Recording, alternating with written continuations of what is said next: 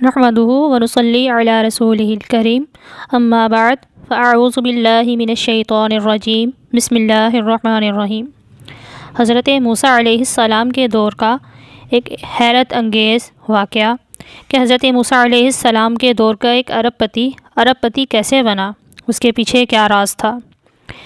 حضرت موسیٰ علیہ السلام اللہ تعالیٰ کی بارگاہ میں کلام کرنے کے لیے جا رہے تھے۔ راستے میں ایک انتہائی مالدار شخص سے ملاقات ہوئی۔ وہ عرض کرتا ہے، اللہ کے نبی، اللہ تبارک و تعالیٰ کی بارگاہ میں میرا یہ پیغام پہنچا دیجئے گا کہ اللہ آپ نے مجھے اس قدر دولت عطا فرما دی ہے، اس قدر مال و دولت سے اور مال و دولت کی فراوانیوں سے نواز دیا ہے، اب مزید مجھے دولت عطا نہ فرما، اب اس سلسلے کو بند فرما۔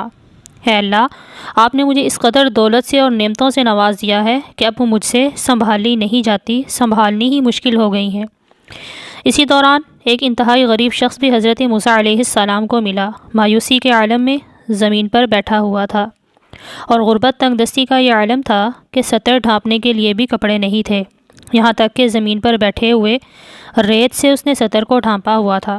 موسیٰ علیہ السلام سے وہ غریب شخص عرض کرتا ہے کہ اے موسیٰ، میرا ایک پیغام بھی اللہ تبارک و تعالیٰ کی بارگاہ میں پیش کر دیجئے گا کہ اللہ تو سب کو نوازتا ہے، سب کو عطا کرتا ہے، مجھے کب نوازے گا، مجھے کب عطا کرے گا، میری حالت بھی تو دیکھ، میرے پاس سطر ڈھانپنے کے لیے کپڑے بھی نہیں ہیں۔ تو حضرت موسیٰ علیہ السلام اللہ تعالیٰ کی بارگاہ میں حاضر ہوئے۔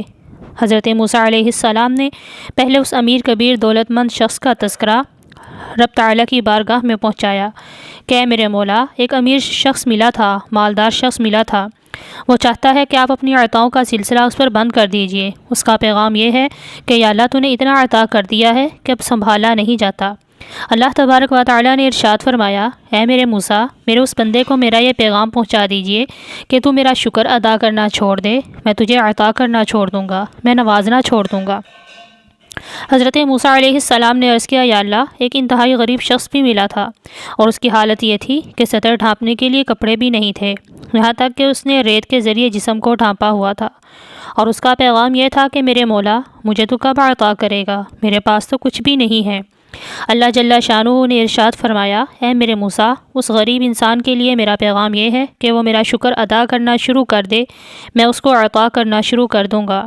فرق دیکھیے، اس امیر شخص کے لیے پیغام کیا تھا اور اس غریب شخص کے لیے پیغام کیا ہے۔ امیر شخص اللہ تبارک و تعالیٰ کا انتہائی شکر گزار بندہ تھا۔ اللہ تبارک و تعالیٰ نے فرمایا، اے میرے موسیٰ، اس امیر کبیر کو کہہ دیجئے کہ وہ میرا شکر ادا کرنا بند کر دے، میں اپنی عطاؤں کا سلسلہ اس پر بند کر دوں گا۔ اور اس غریب شخص کے لیے پیغام کیا ہے کہ تو شکر ادا کرنا شروع کر دے، میں تجھے عطا کرنا شروع کر دوں گا۔ تو جب حضرت موسیٰ علیہ السلام اللہ تعالیٰ کی بارگاہ سے واپس آئے تو اس امیر کبیر شخص نے پوچھا، اے موسیٰ، اللہ تبارک و تعالیٰ کی بارگاہ میں کیا میرا پیغام پہنچایا تھا؟ تو حضرت موسیٰ علیہ السلام نے فرمایا، جی پہنچایا تھا۔ اللہ تبارک و تعالیٰ نے ارشاد فرمایا کہ میرے بندے کو میرا پیغام دے دو کہ وہ میرا شکر ادا کرنا چھوڑ دے، میں تجھ کو عطا کرنا چھوڑ دوں گا۔ تو اس امیر کبیر شخص نے جواب دیا، اے موسیٰ، اے اللہ تعالیٰ کے نبی، یہ کیسے ہو سکتا ہے، یہ کیسے ممکن ہے کہ میں شکر ادا کرنا چھوڑ دوں؟ شکر کے علاوہ میرے پاس ہے ہی کیا؟ جب میرے پاس کچھ نہیں تھا اس وقت بھی میرے پاس شکر کی دولت موجود تھی۔ میں سب کچھ کر سکتا ہوں پر شکر کی دولت سے اور شکر کی نعمت سے محروم نہیں رہ سکتا۔ اے موسیٰ، چاہے کچھ بھی ہو جائے، میں اللہ تبارک و تعالیٰ کا شکر ادا کرنا نہیں چھوڑوں گا۔ تو حضرت موسیٰ علیہ السلام نے ارشاد فرمایا کہ اگر تو شکر ادا کرنا نہیں چھوڑے گا تو اللہ تبارک و تعالیٰ بھی تجھے عطا کرنا نہیں چھوڑے گا، اس کی عطاؤں کا سلسلہ تجھ پر تا قیامت یوں ہی برستا رہے گا۔ اگر تو شکر ادا کرتا رہے گا تو اللہ جل شانہ تجھے نعمتیں یوں ہی عطا کرتا رہے گا۔ پھر راستے میں اس غریب شخص سے بھی حضرت موسیٰ علیہ السلام کی ملاقات ہوئی۔ وہ غریب انسان بھی حضرت موسیٰ علیہ السلام کو ملتا ہے، عرض کرتا ہے، اے اللہ کے نبی، میرے پیغام کا کیا بنا؟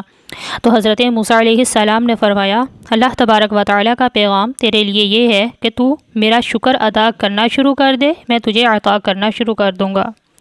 تو اس غریب شخص نے فوراً جواب دیا، اے اللہ کے نبی، میرے پاس ہے ہی کیا؟ کس چیز پر شکر ادا کروں، کس نعمت پر شکر ادا کروں؟ مجھے تو اللہ تبارک و تعالیٰ نے دیا ہی کچھ نہیں، اللہ تعالیٰ نے مجھے دیا ہی کیا ہے جو میں شکر ادا کروں؟